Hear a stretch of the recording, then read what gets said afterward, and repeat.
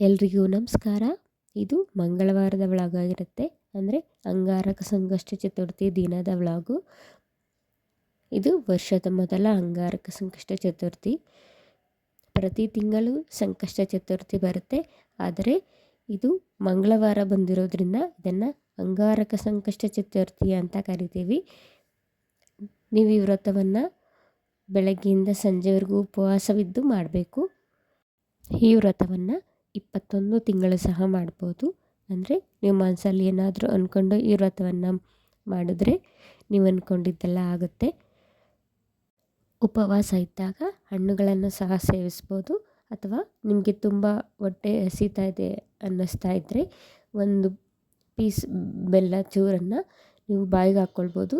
ಇದರಿಂದ ಹಸಿವನ್ನು ತಡೆಯುತ್ತೆ. ಬೆಳಗ್ಗೆಯಿಂದ ಸಂಜೆವರೆಗೂ ಉಪವಾಸವಿದ್ದು ಸಂಜೆ ನೀವು ಪೂಜೆಯನ್ನು ಮಾಡಬೇಕಾಗುತ್ತೆ. ಕೆಂಪು ಹೂವು ಹಾಗೂ ಗರಿಕೆ ಹುಲ್ಲನ್ನು ಇಟ್ಟು ನೀವು ಪೂಜೆ ಮಾಡ್ಬೋದು. ಪೂಜೆಗೆ ನೀವು ಮೋದಕ ಸಹ ಮಾಡ್ಕೊಬೋದು, ಅಥವಾ ಕೋಸಂಬರಿ ಸಹ ಮಾಡ್ಕೊಬೋದು. ಜೊತೆಗೆ ಬಾಳೆಹಣ್ಣು, ಕಾಯಿ ಇವು ಕಂಪಲ್ಸರಿ ಇಡಬೇಕಾಗತ್ತೆ ಪೂಜೆಗೆ. ಈ ವ್ರತದ ಫುಲ್ ಡೀಟೇಲ್ಸ್ ಏನಾದರೂ ನಿಮಗೆ ಬೇಕಂದರೆ ನನ್ನ ಯೂಟ್ಯೂಬ್ ಚಾನಲಲ್ಲಿ ಅಪ್ಲೋಡ್ ಮಾಡಿರ್ತೀನಿ, ಪ್ಲೀಸ್ ಚೆಕ್ ಮಾಡ್ಕೊಳ್ಳಿ. ಸಂಜೆ ಪೂಜೆ ಎಲ್ಲ ಮುಗಿದ ಮೇಲೆ ನಾವು ಚಂದ್ರನಿಗೂ ಸಹ ಪೂಜೆ ಮಾಡಬೇಕಾಗುತ್ತೆ. ಇದನ್ನು ಮಾತ್ರ ಮರಿಬಾರ್ದು.